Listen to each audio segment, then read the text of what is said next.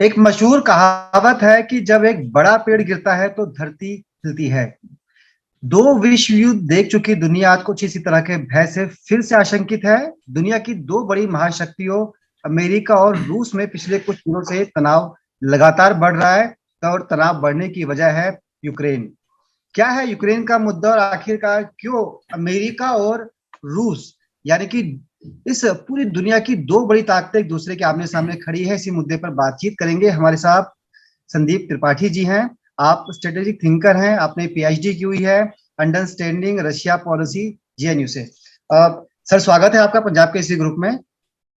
Thank you जी संदीप जी, क्या कहना चाहेंगे, क्योंकि जिस तरह से लगातार खबरें आ रही हैं कि तनाव बढ़ रहा है और काफी जमावड़ा बॉर्डर पर है रूस की तरफ से, और यूक्रेन के साथ कुछ ऐसे ताकतवर मुल्क खड़े हैं कि अगर वाकई रूस की तरफ से युद्ध जैसा कुछ किया जाता है तो निश्चित तौर पर इसके परिणाम काफी खतरनाक हो सकते हैं, पूरी दुनिया के लिए घातक हो सकते हैं। सर पहली प्रतिक्रिया क्या है, क्योंकि आपने जितना इस सब्जेक्ट को पढ़ा है शायद ही कोई हो जो इस पे इतनी अच्छी पकड़ रखता हो।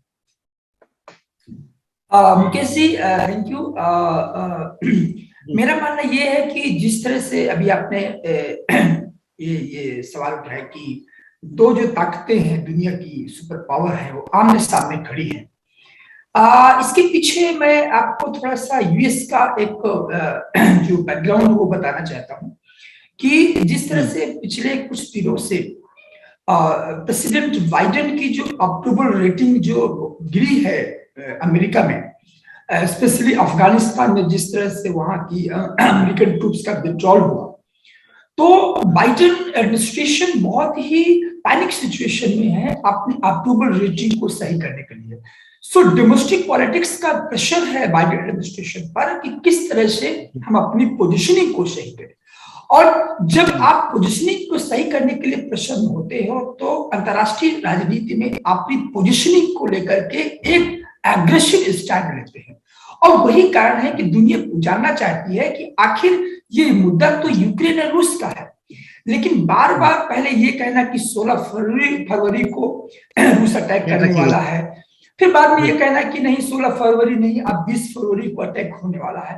तो ये जो डेट का डिक्लेरेशन है ये कहीं ना कहीं बाइडेन एडमिनिस्ट्रेशन का एक फ्रस्ट्रेशन है और एक तरह से देखा जाए तो एक प्रोवोकेशन है रूस को कि रूस इस वॉर साइकोसिस की सिचुएशन है वॉर में तब्दील हो जाए। तो मुझे लगता है कि रूस ऐसा करने वाला नहीं है। क्यों? क्योंकि रूस ये जानता है कि उसके सामरिक और आर्थिक हित जुड़े हुए हैं इस पूरे यूक्रेन पूरे इशू को लेकर के।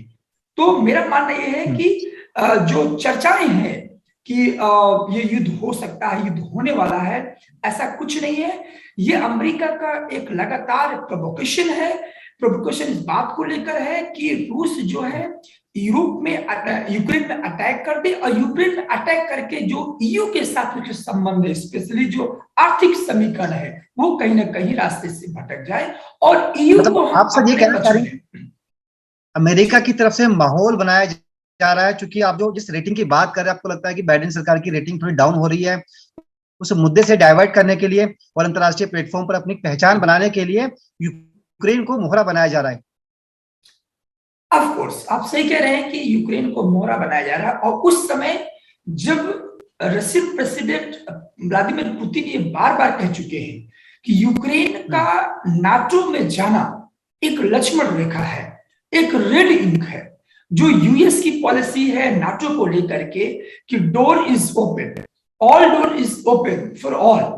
तो ये जो ओपन डोर पॉलिसी है नाटो को लेकर यूएस की, इस पॉलिसी को लेकर बहुत ही कैटेगोरिकली प्रेसिडेंट पुतिन ने कहा है कि यूक्रेन की सदस्यता नाटो ये रशिया की एग्जिस्टेंशियल थ्रेट है, रशिया के अस्तित्व के लिए चुनौती है, रशिया के कोर स्ट्रेटेजिक जो इंटरेस्ट है उसको लेकर थ्रेट है। और इसीलिए इस बार रूस आमने सामने करने के लिए तैयार है। जी संदीप जी, एक सवाल ये है कि अगर आपको लगता है, आप जैसा कह रहे हैं कि अमेरिका सिर्फ माहौल बना रहा है, तो रूस सामने से आकर क्यों नहीं मना करता कि हम युद्ध की तरफ नहीं जा रहे? हालांकि जो सैन्य जमावड़ा है वो लगातार बढ़ता जा रहा है और रूस भी कई बार इस तरह के बयान दे रहा है। तो ऐसे में क्या माना जाए, क्या वाकई अमेरिका को लेकर जो आप बात कह रहे हैं उस बात में उतना दम है, या फिर जो रूस कह रहा है? क्योंकि बार बार ये कहा जा रहा है कि रूस कभी रात को हमला करेगा, कभी 20 तारीख को करेगा, कभी 16 तारीख को करेगा। रूस अपनी स्थिति क्लियर क्यों नहीं करता कि देखिए मैं युद्ध रूस नहीं का, करने वाला? बिल्कुल। यस, रूस की जो पोजीशन है बहुत ही क्लियर है। प्रेसिडेंट पुतिन बार बार यही कह रहे हैं कि हम हमला नहीं करेंगे, और ये जो उनका स्टेटमेंट आज से नहीं है, ये स्टेटमेंट जी। जब से शुरुआती ये पूरा मुद्दा शुरुआत होता है वही स्टार्ट किया, हम अटैक नहीं करने वाले। लेकिन जी। जब प्रेसिडेंट पुतिन से पूछा जाता है कि जब आप अटैक नहीं करने वाले हैं, तो ये जो 1,50,000 की जो ट्रूप्स का डिप्लॉयमेंट हाँ। है यूक्रेन के बॉर्डर पर, चाहे वो ब्लैक सी में हो या चाहे ईस्टर्न बॉर्डर में हो या बेलारूस में हो, आखिर क्यों है? वो इसलिए है क्योंकि पुतिन का एक अपना इतिहास है। पुतिन का इतिहास है 2007 में, मैं आपको थोड़ा सा हिस्ट्री पर ले चलूंगा कि आज से 15 साल पहले 10 फरवरी 2007 में जब म्यूनिख सिक्योरिटी कॉन्फ्रेंस होता है, इस म्यूनिख सिक्योरिटी कॉन्फ्रेंस में 1990 के बाद पहली बार कोई रूस का प्रेसिडेंट वेस्ट को चैलेंज करता है। वो कहता है कि what happened to the assurance made by our western partner after the dissolution of the Warsaw Pact. Warsaw Pact के डिसोल्यूशन के बाद जो एश्योरेंस वेस्ट के द्वारा दिया गया था गोरबाचेव को कि हम 1 इंच पूर्व विस्तार नहीं करेंगे, तो वो 2007 का जो म्यूनिख स्पीच है पुतिन की, वो एक तरह से मैसेज था वेस्टर्न फोर्सेस के लिए। अब आज वही पुतिन कर रहे हैं। पुतिन कह रहे हैं कि हम जो हमारी पोजीशनिंग है वो सुपर पावर को लेकर के, कोई ये मत समझे कि हम कमजोर हैं, और इसीलिए से अमेरिका के डेट डिक्लेरेशन को, अमेरिका डेट डिक्लेरेशन कर रहा है और रूस ये कह रहा है कि हम अटैक करने वाले नहीं हैं। तो पोजीशन बहुत क्लियर है। अपनी अस्मिता को बचाने के लिए हम तीनों तरफ से घेरे हैं, क्योंकि ये लड़ाई यूक्रेन और रूस की नहीं है, ये लड़ाई यूएस, नाटो और रूस की है।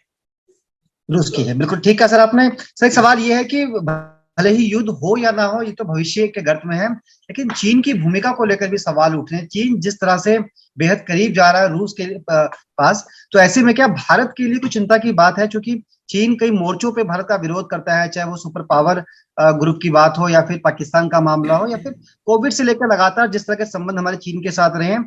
तो कैसे देखा जाए रूस और चीन की इस करीबी को? बहुत ही महत्वपूर्ण आपने सवाल किया है। चीन फैक्टर एक ऐसा है कि जो भारत की विदेशी नीति को, भारत की डिप्लोमेसी को हमेशा, ये हम किस नेविगेशन में जाएंगे, हमारा ओरिएंटेशन होगा, ये चीन के कदम से हमें अपने निर्धारण करना पड़ता है। और इस इश्यू पर हमने देखा है कि लगातार मॉस्को बीजिंग के करीब जा रहा है। आपको बता दूं, $146 बिलियन आज की डेट में चाइना और रूस के बीच का जो ट्रेड है, ये बताता है कि उनकी जो व्यापारिक संबंध, जो ट्रेड रिलेशन कितना ज्यादा जूम हुआ है। और ये जूम कब हुआ है? अभी 2021 की बात बता रहा हूं। जितना ज्यादा वेस्ट सैंक्शन करेगा, जितना ज्यादा वेस्ट सैंक्शन की पॉलिटिक्स करेगा नाटो ईयू मिलकर के अमेरिका के नेतृत्व में, उतना ही ज्यादा रूस चीन के करीब जाएगा। और चीन के करीब जाना भारत के रणनीतिक हित के लिए डायरेक्ट चैलेंज है। तो इस पॉइंट ऑफ व्यू से इस पॉइंट ऑफ व्यू से भारत का ये प्रयास है, हमने किया भी है। यूएनएससी की मीटिंग में हम इस पूरे मुद्दे को लेकर अब्सटेन की पोजीशन लिया है, और जो 2014 में हमने यही किया था।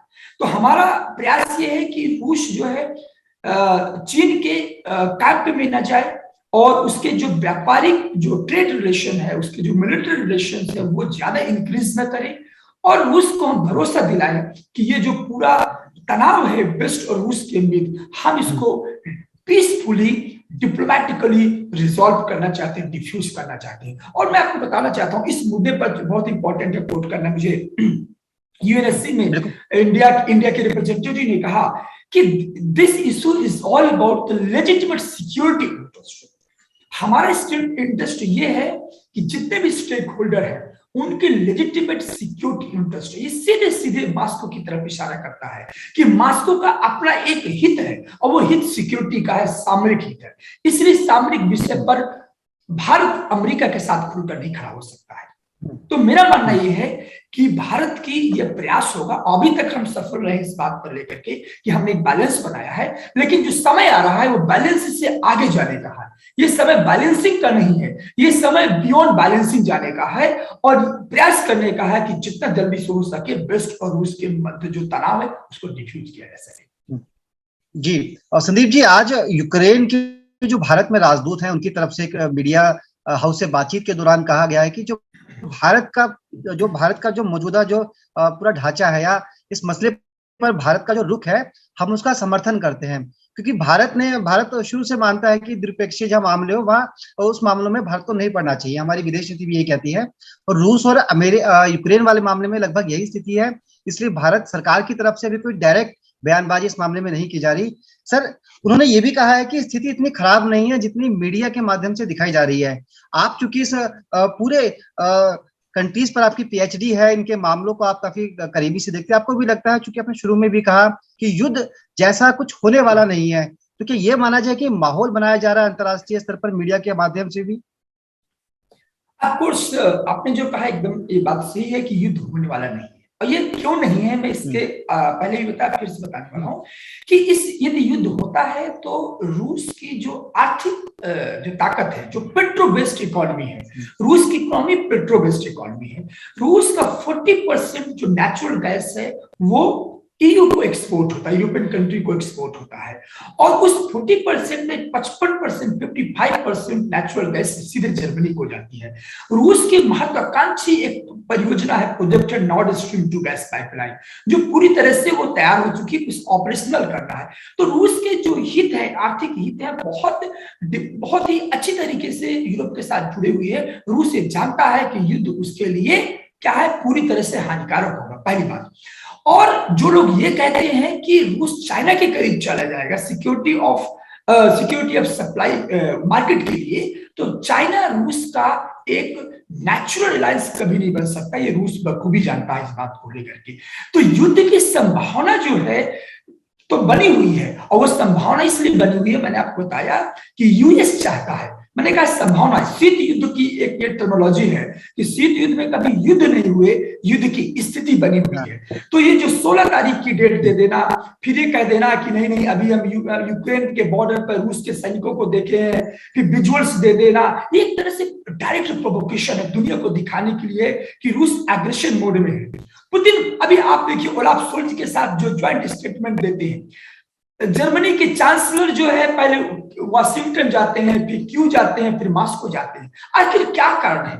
क्यों उनका जो टोन है वो प्रेसिडेंट बाइडेन से मैच नहीं करता, जबकि वो भी नाटो के मेंबर हैं। जर्मनी नाटो के एक बहुत ही अहम सदस्य हैं, लेकिन जर्मनी के जो चांसलर हैं उनका जो टोन है और टेनर है वो प्रेसिडेंट बाइडेन के टोन और टेनर से डिफरेंट है। वो इसलिए डिफरेंट है क्योंकि आज की दुनिया जो है कॉम्प्लेक्स इंटरडिपेंडेंसी में इकोनॉमिक फैक्टर को लेकर की। तो मेरा मानना ये है, या मुझे लगता है कि ये जो एग्रेशन है, ये पोस्चर है, ये वेल क्राफ्टेड कैलकुलेटिंग पोस्चर है वेस्टर्न मीडिया के थ्रू ये दिखाया जाए कि रूस, और जब पोजिशनिंग की बात आएगी तो रूस पुतिन बखूबी जानते हैं कि पोजिशनिंग में पुतिन कहीं नहीं पीछे हटते हैं, और यही कारण है कि 2008 में जॉर्जिया को अटैक किया और 2014 में उन्होंने क्रीमिया को वापस लिया। तो पोजिशनिंग और एग्रेशन में बिल्कुल आपने सर ठीक कहा, और ये भी सही है कि युद्ध किसी समस्या का समाधान नहीं है। जहां तक हो सके बातचीत होनी चाहिए, बैठकर शांतिपूर्वक तरीके से समाधान निकालना चाहिए। इसके लिए रूस ने कहा भी है कि वो हर स्तर पर बातचीत के लिए तैयार भी है। बहुत बहुत शुक्रिया संदीप त्रिपाठी जी, बातचीत करने के लिए, समझाने के लिए इस मुद्दे को बेहद आसान शब्दों में वजह क्या है, क्यों दुनिया के दो बड़े मुल्क आपस में लड़ रहे हैं, और क्या कुछ भविष्य हो सकता है रूस और यूक्रेन के बीच चल रहे तनाव का। बहुत बहुत धन्यवाद सर आपका। Thank you so much.